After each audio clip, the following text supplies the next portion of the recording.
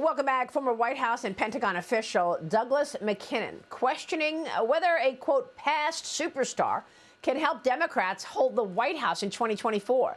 He says Democrats have floated several names, including Michelle Obama. The former First Lady also revealed that she cried for 30 minutes after leaving the White House back in 2017.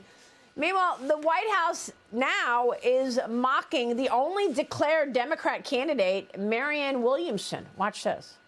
I mean, if I had what is it called? A little globe here, crystal ball, then I can tell you. But I imagine 8-ball, whatever. If I could feel her aura, I just don't have anything to share on that. Newt Gingrich is here this morning. Newt, your thoughts mocking Marianne Williamson with the crystal ball reference there?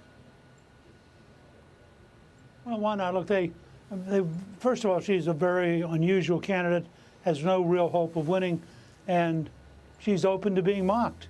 The White House, I mean, legitimately, the White House is going to try to, diminish and shrink any potential opponent. They have a single mission: get Joe Biden renominated and reelected, and they're going to run over anybody they have to try to get that done.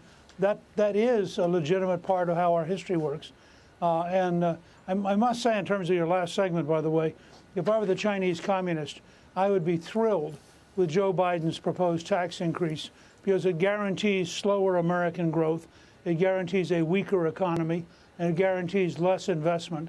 And so if I were Xi Jinping, I'd be cheering that, like all good left-wing Democrats, Joe Biden wants to raise taxes, reduce growth, increase the economic problems of America instead of reforming the system, as Senator Braun pointed out. Well, I mean, Newt, not only are we talking about policy that makes America weaker, we're also talking about Biden's climate change agenda sending much of the business to China. I mean, we all know about his soft approach on China. We've seen it in action on the surveillance balloon and on the response to COVID-19. But now this climate change agenda, the products are made in China, Newt. So, I mean, look at right there. You're giving the business the rare earth minerals and the production of batteries, all made in China, solar panels.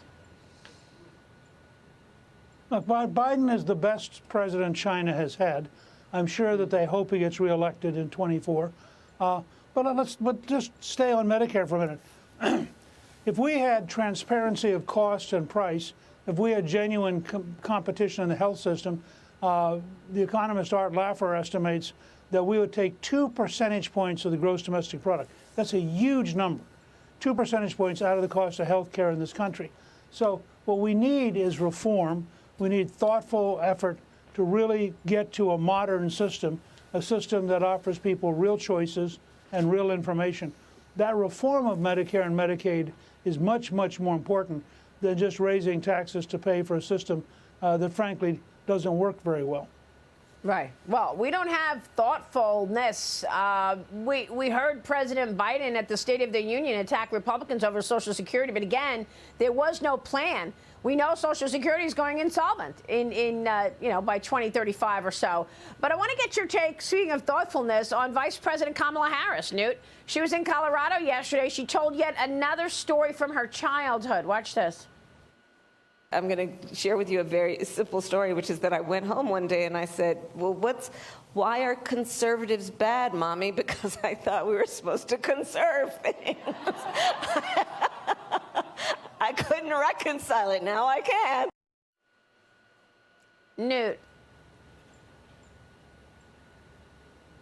Well, look, I think she's going to go down in history as the laughing vice president.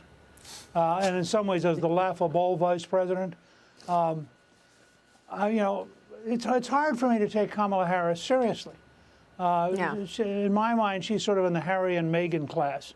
There's always a grievance, there's always a problem, there's always something. America has been very, very good to Kamala Harris. She has won statewide elections in our biggest state. She is the vice president of the United States, and she may be the most shallow person ever to be vice president. And once again, yesterday, if you just watch her style, I don't know if it's because she's nervous or what, but she really communicates sort of a lack of security that is quite remarkable for somebody who is the #2 person in the United States. Well, John Levine, jump in here. She certainly, at a minimum, appears unprepared.